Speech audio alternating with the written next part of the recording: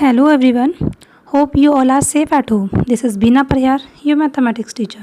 आज की क्लास में हम पढ़ेंगे लीनियर इक्वेशन इन टू वेरिएबल। तो सबसे पहले हम एक एक करके सारे टर्म्स को समझेंगे कि लीनियर क्या होता है, इक्वेशंस क्या होती हैं एंड वेरिएबल्स क्या होते हैं। एक एक टर्म को क्लियर करने के बाद हम इसके बेसिक कंसेप्ट पाएंगे, देन हम इसकी एक्सरसाइज करेंगे 4.1। ओके, तो सबसे पहले लीनियर समझते हैं कि यहाँ पर लीनियर का क्या यूज़ है। लीनियर मीन्स जब किसी वेरिएबल की डिग्री मीन्स उसकी मैक्सिमम पावर 1 होती है तब हम उसको बोलते हैं लीनियर। फॉर एग्जांपल आप यहाँ समझ सकते हैं, इस एग्जांपल से एक एक्सप्रेशन दिया हुआ है x की power 1 plus x square plus x cube plus x की पावर 4। तो यहाँ पर अगर हम डिग्री की बात करें, क्योंकि मैक्सिमम पावर को हम डिग्री बोलते हैं, तो यहाँ डिग्री है 4। बट क्योंकि हम लीनियर इक्वेशन समझ रहे हैं तो लीनियर इक्वेशन में मैक्सिमम डिग्री हमें कितनी चाहिए 1, इसलिए ये एक्स स्क्वायर एक्स क्यूब और x4 को हम यहाँ से देखेंगे कि ये हमारी इक्वेशन में नहीं होने चाहिए। Okay, for example x plus Y is equal to 5, इस इक्वेशन को हम लीनियर इक्वेशन बोलेंगे क्योंकि यहाँ पे x और y दोनों के ऊपर जो डिग्री है वो 1 है। नेक्स्ट टर्म है इक्वेशन। इक्वेशन मीन्स जहाँ LHS और RHS दोनों होने चाहिए वो हमारी इक्वेशन होती है। फॉर एग्जाम्पल से 2x प्लस 1 इक्वल्स टू 5, तो यहाँ पर आप देखेंगे कि 2x प्लस 1 और 5 के बीच में इक्वल का साइन है ना, तो वो इक्वेशन हो गई। बट यहाँ पर अगर इक्वल 5 नहीं होता, सिर्फ इतना होता 2x प्लस 1, तो ये सिर्फ एक अलजेब्रिक एक्सप्रेशन है, पूरी इक्वेशन नहीं है। इक्वेशन जब तक नहीं होती जब तक इक्वल का साइन ना हो और उसके RHS में कोई वेरिएबल या फिर कांस्टेंट नंबर ना हो। अब थर्ड टर्म है वेरिएबल्स। वेरिएबल्स क्या होते हैं? वेरिएबल्स आपने पढ़े होंगे x, y, z, a, b, c, p, q, r, ये आपने अलजेब्रा में पढ़े होंगे, ये सारे होते हैं वेरिएबल्स। बट क्योंकि यहाँ पर हम बात करेंगे 2 वेरिएबल्स की, तो हम सिर्फ कोई से 2 वेरिएबल्स लेंगे, बाकी के वेरिएबल्स को हम इंक्लूड नहीं करेंगे। ओके, आई होप इस एक्सरसाइज में यूज़ होने वाले सारे टर्म्स को आप बहुत अच्छे से समझ गए हैं। अब हम समझेंगे कि लीनियर इक्वेशंस को ग्राफ पे किस तरीके से रिप्रेजेंट करते हैं। ओके, यहाँ हम एक एग्जांपल ले रहे हैं x plus Y equals to 4। तो क्या ये एक लीनियर इक्वेशन है? यस, आप देख रहे हैं क्योंकि यहाँ पर x एंड y दोनों की पावर कितनी है 1 एंड यहाँ पर 2 वेरिएबल है x एंड y, इसलिए ये एक लीनियर इक्वेशन है। अब बात होती है कि इसको हम ग्राफ पे किस तरीके से रिप्रेजेंट करेंगे। तो यहाँ पर साइड में एक ग्राफ ड्रॉ किया है और यहाँ पे क्योंकि x और y हमारे पास 2 वेरिएबल है, ओके, तो यहाँ पे हमें एक टेबल बनाएंगे और वहाँ x और y की हम डिफरेंट वैल्यूज़ रख के चेक करेंगे कि क्या x और y की वैल्यूज़ इस इक्वेशन x प्लस वाई को सेटिस्फाई कर रही हैं। ओके, तो सबसे पहले हम x equals to randomly -1, 0 and 1 ले लेते हैं। देन y की वैल्यू क्या होगी? अगर हम सपोज -1 लेते हैं तो हम इसमें पुट करेंगे एंड यहाँ से आपको y की वैल्यू मिल जाएगी 4 - 1 ब्रैकेट में -1 दैट इज़ 5। इसी तरीके से अगर हम 0 लेते हैं तो y की वैल्यू आपको कैलकुलेट करके 4 मिल जाएगी और +1 लेने पर 3 मिल जाएगी। तो x और y की जो वैल्यूज़ हो जाएंगी आप नीचे टेबल में देख सकते हैं, -1, 5, 0, 4 एंड 1 एंड 3। अब यहाँ से हमें x और y की जो वैल्यूज़ मिली हैं, इन तीनों वैल्यूज़ को हम ग्राफ पर शो करेंगे। पहली वैल्यू आपकी इस पॉइंट पर होगी, सेकंड यहाँ एंड थर्ड वैल्यू यहाँ। आप देख रहे हैं कि ये तीनों वैल्यूज़ एक स्ट्रेट लाइन में शो हो रही हैं। यहाँ से अब हम एक स्ट्रेट लाइन ड्रॉ करेंगे जो आगे तक जा रही है। इसका मतलब ये स्ट्रेट लाइन जहाँ से होकर पास हो रही है वहाँ पर अगर हम दूसरी वैल्यूज़ भी रखते हैं, जैसे सपोज यहाँ पे ये 4 पर x एक्सिस पे 4 पर कट कर रही है, तो यहाँ पर y की वैल्यू आपको 0 मिल जाएगी। इट मीन्स यहाँ से हम एक नेक्स्ट वैल्यू मिली, वो मिली हमें 4 एंड 0, मीन्स 4 एंड 0 भी इस इक्वेशन को सेटिस्फाई करते हैं। इट मीन्स इस स्ट्रेट लाइन की हेल्प से हम और भी काफ़ी सारी वैल्यूज़ यहाँ से फाइंड कर सकते हैं। तो यहाँ से स्ट्रेट लाइन से हमें कुछ सीखने को मिली, जैसे कि x और y की वो सारी वैल्यूज़ जो इस इक्वेशन को सेटिस्फाई कर रहे हैं, वो सारी पॉइंट्स एक स्ट्रेट लाइन में होते हैं। और इस स्ट्रेट लाइन को अगर हम आगे तक बढ़ाते हैं तो ये स्ट्रेट लाइन पे एक पॉइंट, जैसे सपोज 5 एंड -1, जब हम x equal 5 and y equal -1 लेते हैं तो ये इक्वेशन इसको सेटिस्फाई कर रही है। मीन्स इस स्ट्रेट लाइन की हेल्प से हम और भी काफ़ी सारे सॉल्यूशंस फाइंड कर सकते हैं जो कि इस इक्वेशन को। ओके, नेक्स्ट अब हम एक ऐसा पॉइंट लेंगे जो कि इस स्ट्रेट लाइन पर लाइज ना करता हो। जैसे सपोज हम यहाँ से ले लेते हैं -1 एंड 2। ओके ना, अब इस वैल्यू को हम इस given equation x plus Y equal to 4 में पुट करके देखते हैं क्या ये इसको सेटिस्फाई करती है। तो हम x equal -1 and y equal 2 रखते हैं और आप देखेंगे यहाँ से LHS is not equal to RHS। It means यहाँ से हमें जो पॉइंट सीखने को मिले वो ये मिले, पहली चीज़ कि इस x + y = 4 इक्वेशन के जितने भी सॉल्यूशंस हैं वो सारे एक स्ट्रेट लाइन पर लाई करते हैं। एंड सेकंड, ऐसे सारे पॉइंट्स जो इस स्ट्रेट लाइन पर हैं वो सारे इस गिवन इक्वेशंस के सॉल्यूशन होंगे जो कि हम एक स्ट्रेट लाइन पर रिप्रेजेंट कर सकते हैं। एंड थर्ड पॉइंट, ऐसे सारे पॉइंट्स जो एक स्ट्रेट लाइन पर नहीं है उनमें से कोई भी इस गिवन इक्वेशन का सॉल्यूशन नहीं हो सकता, क्योंकि वो आपकी दी हुई इक्वेशन मीन्स x + y = 4 को सेटिस्फाई नहीं करेगा। Now come to the exercise 4.1।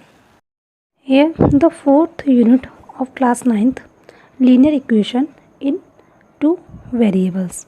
इस एक्सरसाइज की इन सभी टर्म्स को लीनियर इक्वेशन एंड वेरिएबल्स इनको हम समझ चुके हैं कंसेप्ट में। अब हम एक्सरसाइज पे आते हैं। एक्सरसाइज में क्वेश्चन नंबर फर्स्ट है आपका, the cost of a notebook is twice the cost of a pen. Means एक नोटबुक की जो कॉस्ट है वो ट्वाइस है द कॉस्ट ऑफ पेन, यानी कि एक नोटबुक की जो कॉस्ट है वो एक पेन की कीमत की डबल है। Write a linear equation in 2 variable to represent this statement. इस स्टेटमेंट को आपको लीनियर इक्वेशंस इन 2 वेरिएबल के स्टेटमेंट में आपको रिप्रेजेंट करना है। ओके, आपको यहाँ एक चीज़ और दी हुई है, वो ये है, take the cost of the notebook to be ₹X and that of a pen to be ₹Y। Means आपको नोटबुक की जो कॉस्ट लेनी है वो लेनी है x एंड पेन की जो आपको कीमत लेनी है वो लेनी है आपको y। ओके, सो यहाँ पे सॉल्यूशन में मैंने किया है इसको, let the cost of a notebook be ₹X। हमने इसको क्या मान लिया x, क्योंकि हमें क्वेश्चन में गिवन था, और let the cost of a pen is y, इसको हमने y मान लिया। ओके, अब अकॉर्डिंग टू क्वेश्चन में आपसे कहा गया था कि जो नोटबुक की जो कॉस्ट है वो डबल है किसकी, ट्वाइस है पेन की कॉस्ट की। ओके, तो क्योंकि हमने यहाँ पे इसको माना है x नोटबुक, ये डबल y की जो कॉस्ट होगी उसको हम डबल कर देंगे, इसको हमने डबल कर दिया। अब उन्होंने कहा था नोटबुक की जो कॉस्ट है वो पेन की कीमत की डबल है, तो हम इसको डबल करके अब हम इसको इक्वल बोल सकते हैं ना कि दोनों इक्वल हो गए। ठीक है, तो अब इस इक्वेशन को हम क्या करेंगे, यहाँ से ये RHS में है और ये LHS means left hand side and RHS means right hand side.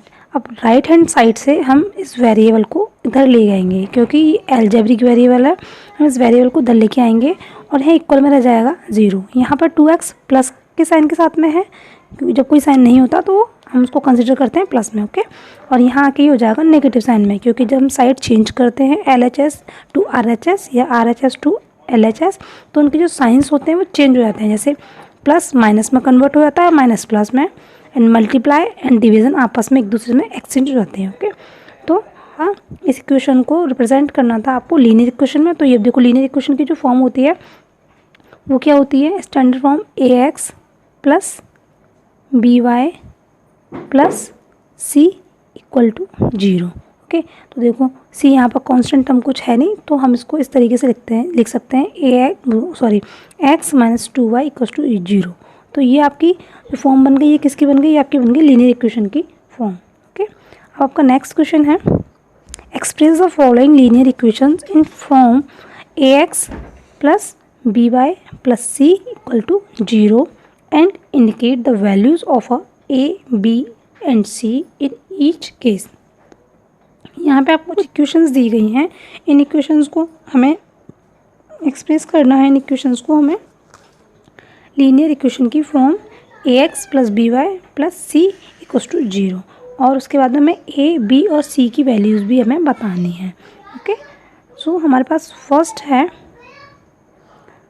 2x + 3y = 9.35 और 5 के ऊपर है एक बार, ये देख रहे हैं बार है 5 के ऊपर। ओके, तो उस बार से कोई खास फर्क नहीं पड़ता है। ओके, इसको हम सिंपली जैसे करते हैं हम उसी तरीके से करेंगे। ओके, तो हमारा ये क्वेश्चन था 2x + 3y = 9.35 और 5 के ऊपर है बार। ओके, अब हमें क्योंकि इसको कन्वर्ट करना है किसमें, स्टैंडर्ड फॉर्म है लीनियर इक्वेशन की AX + BY + C = 0, उसमें हम इसको कन्वर्ट करेंगे। तो हम यहाँ से 9.35 इसको हम क्या करेंगे, RHS से किधर ले जाएंगे, LHS की तरफ इसको ले जाएंगे और इक्वल में क्या रह जाएगा 0, क्योंकि यहाँ पर बाकी तो कुछ है ही नहीं, तो 0 रह जाएगा। ओके, तो ये यहाँ से 9.35 इधर जाके माइनस के साइन के साथ में इधर आ जाएगा और आपकी इक्वेशन किस में बन गई, ये आपकी बन गई लीनियर इक्वेशन की form, means AX plus BY